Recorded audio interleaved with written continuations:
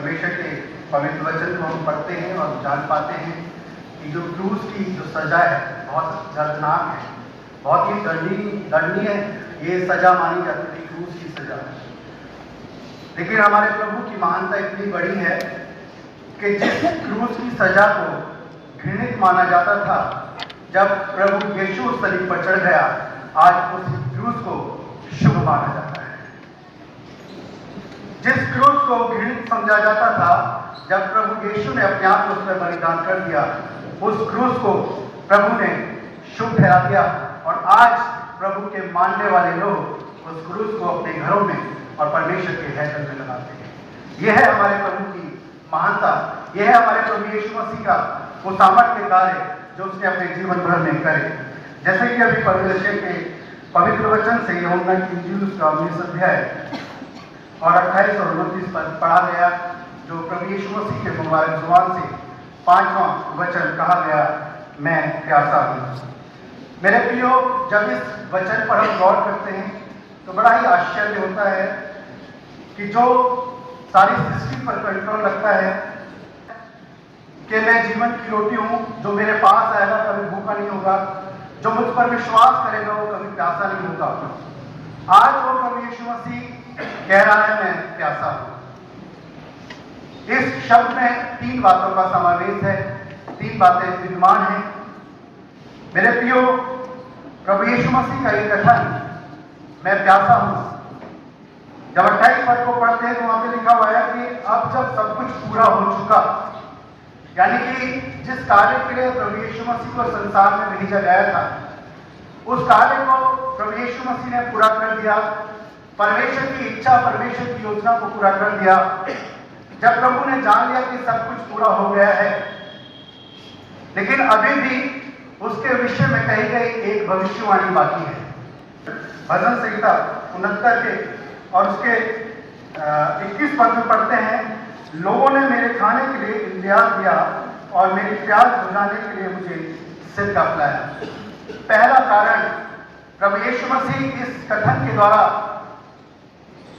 उसके विषय में की गई भविष्यवाणी को पूरा करता है, जो पहला कारण है।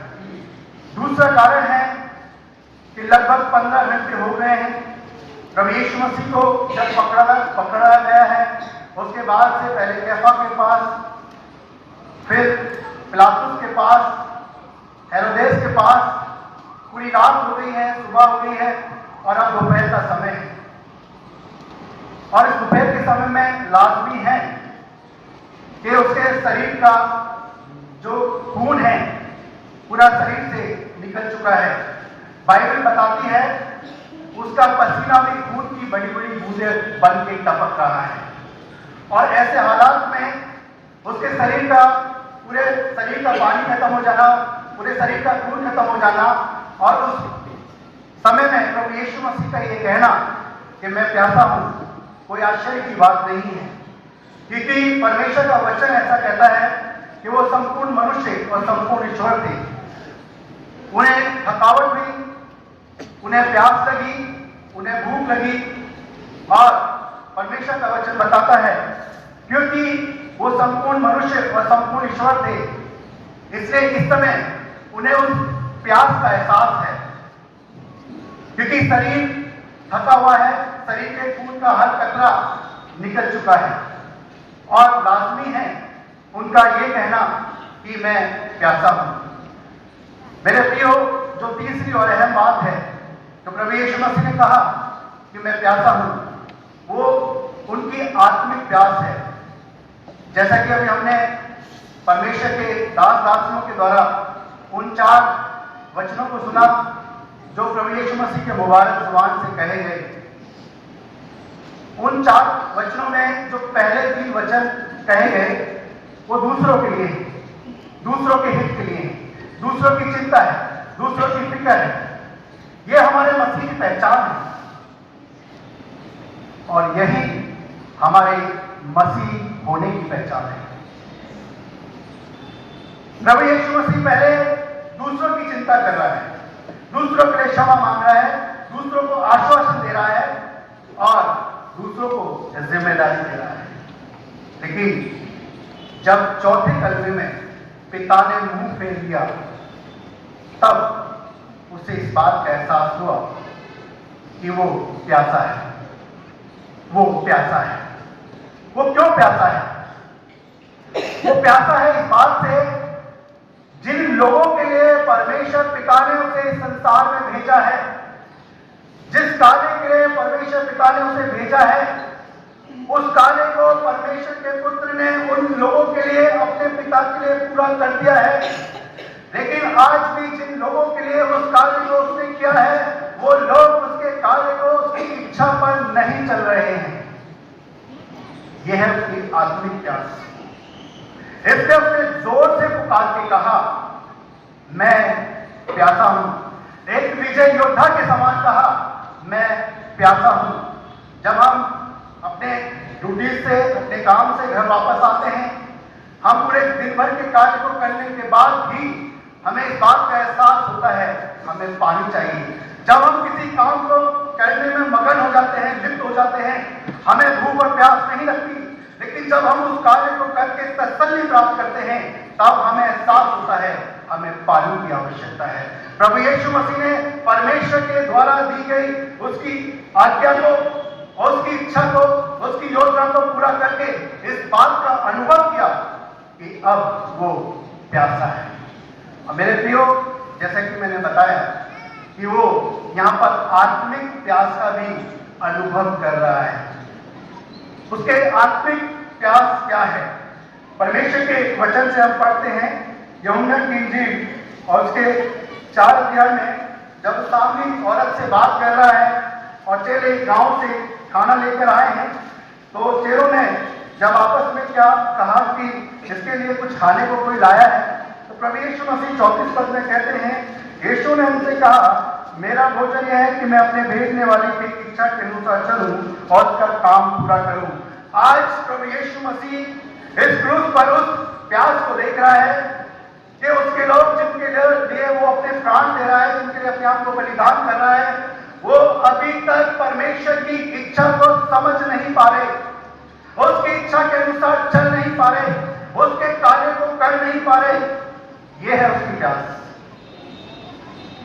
परमेश्वर का वचन बताता है, यशायाह नबी की पुस्तक 45 अध्याय के 7 और 21 पद में लिखा हुआ है कि परमेश्वर ने इस प्रजा को, जो उसकी कहलाती है, इसलिए बनाया कि वो उसकी महिमा करें। परमेश्वर ने इस प्रजा को इसलिए बनाया कि वो उसका गुणवाद करें।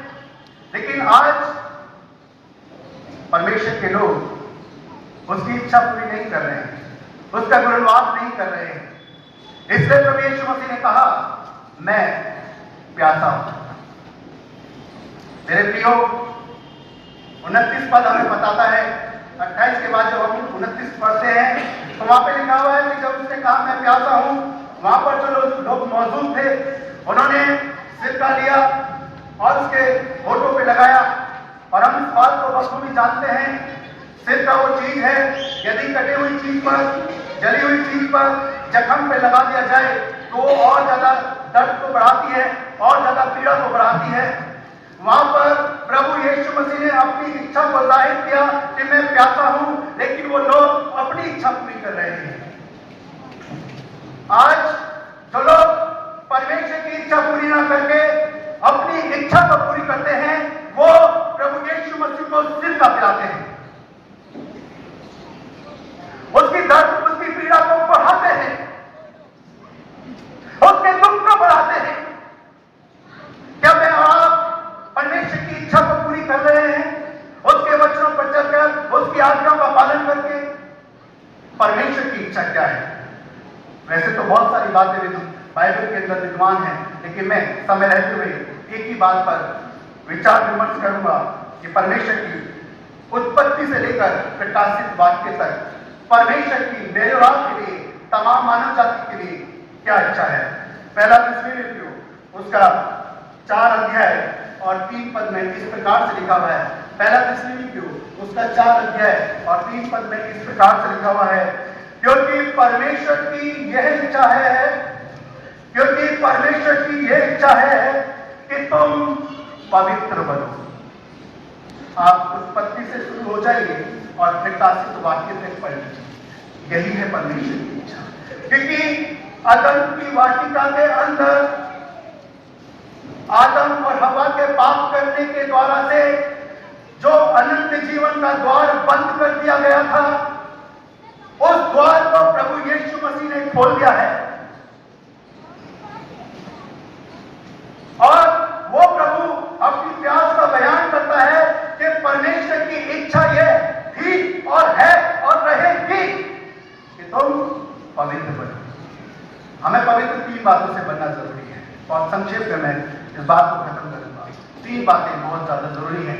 यदि मैं और आप प्रभु यीशु मसीह को जानते हैं, यदि मैं और आप प्रभु यीशु मसीह को मानते हैं, यदि मैंने और आपने प्रभु यीशु मसीह के स्वाद को चख लिया है, तो मैं और आप इन 3 बातों पर जरूर गौर करें कि परमेश्वर की मेरे और आपके जीवन के लिए कैसा पवित्र बनने की इच्छा है।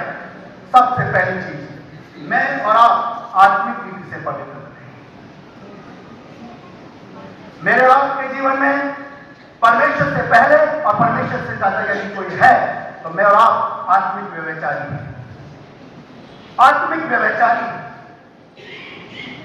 इसलिए पहले मैं और आप आत्मिक रीति से पवित्र बने। उसके बाद परमेश्वर की इच्छा है मैं और आप पवित्र कैसे बने? मैं और आप पवित्र बने मानसिक रीति से। हमारी सोच, हमारे विचार क्या पवित्र हैं? क्या हमारी सोच, हमारे विचारों में परमेश्वर के कामों को बढ़ाने के लिए, कलीसिया को उन्नत करने के लिए, परमेश्वर की सेवा को बढ़ाने के लिए क्या हम अपनी बुद्धि समझ का इस्तेमाल कर रहे हैं या गलत षड्यंत्र या गलत बातों को पूरा करने के लिए कर रहे हैं? दूसरा जो पहलू है, हमें मानसिक रीति से पवित्र होना जरूरी है। हमारी बुद्धि के अंदर, हमारे मन के अंदर यदि नकारात्मक बातें जगह बनाए हुए हैं तो मैं और आप शुद्ध नहीं हैं। मैं और आप मानसिक रीति से शुद्ध नहीं है। और मुझे रात को इन अंत के दिनों के अंत में यदि मैं और आप अपने आप को आत्मिक रीति से और मानसिक रीति से शुद्ध नहीं कर रहे हैं तो मैं और आप परमेश्वर की इच्छा को पूरा नहीं कर रहे हैं। और यदि मैं और आप परमेश्वर की इच्छा पूरी नहीं कर रहे तो मैं और आप अपने प्रभु यीशु मसीह को आज भी सिर का फिरा रहे हैं। तीसरी चीज, मैं और आप अपने आप को शारीरिक रीति से पवित्र करें। हमारे शरीर के काम ऐसे हों कि परमेश्वर को भाए। हमारे शरीर के काम ऐसे हों कि परमेश्वर उन्हें देख के खुश हो। हमारे शरीर के काम ऐसे हों कि लोग हमारे शरीर के, हमारे जीवन के कामों को देखकर परमेश्वर की बड़ाई करें। यह है हमारी पवित्रता का प्रमाण। मेरे प्रियो, इसीलिए प्रभु यीशु मसीह ने कहा मैं प्यासा हूं। उस समय के लोगों ने जो वहां पे मौजूद थे उन्होंने अपने सिर का बुलाया। मेरे प्रियो, आज से लगभग 2000 साल पहले प्रभु यीशु मसीह ने उस सलीब से कहा, सलीब के ऊपर से कहा मैं प्यासा हूं। और 2020 साल से अब तक, उस समय से लेकर अब तक यही प्रचार किया जा रहा है, मैं प्यासा हूं। क्या मैं और आप उसकी प्यास को बुझाने के लिए कार्य कर रहे हैं? क्या मैं और आप उसकी प्यास को बुझाने के लिए उसकी इच्छा को पूरा कर रहे हैं? क्या मैं और आप उसके वचनों पर चलकर उसकी प्यास को बुझा रहे हैं? मेरे प्रिय, परमेश्वर का पवित्र वचन बताता है, रोमियोस के 2 अध्याय के 13 पद में लिखा हुआ है, परमेश्वर की दृष्टि में वचन को सुनने वाले धर्मी नहीं बल्कि परमेश्वर के वचनों पर चलने वाले धर्मी हैं। ध्यान रखें, अंत के दिन नहीं है। मैं और आप अब अंत के दिनों के अंत में आ चुके हैं। बहुत समीप है प्रभु का आना, बहुत नजदीक है प्रभु यीशु मसीह का आना। और इसलिए मैं और आप परमेश्वर के वचनों को सुनकर चले न जाएं बल्कि उनको अपने जीवन में अमल करें। मेरे प्रियो, आज हम सबको अपने जीवन को जांचना परखना है। परमेश्वर का वचन बताता है, पहला यूहन्ना उसके 2 अध्याय के 17 पद में लिखा हुआ है, संसार और संसार की बातें जाती रहेगी परंतु जो परमेश्वर की इच्छा पर चलता है वो सदा सर्वदा बना रहेगा।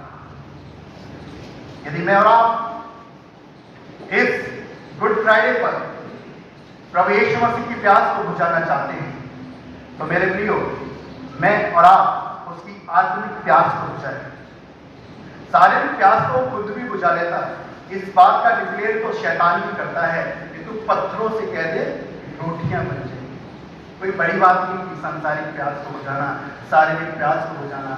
आज जरूरी यह है मैं और आप अपने राजाओं के राजा और प्रभु के प्रभु की आत्मिक प्यास को बुझाने का प्रयत्न करें। और जब मैं और आप आत्मिक प्यास को बुझाएंगे तो परमेश्वर के नाम की महिमा मेरे और आपके जीवन से होगी। मैं और आप जब इन अंत के दिनों के अंत में चल रहे हैं तो अपने जीवन से परमेश्वर की इस इच्छा को जरूर पूरा करें। मैं और आप अपने जीवन को पवित्रता के साथ व्यतीत करें। परमेश्वर हम सबको बहुत आशीष दे।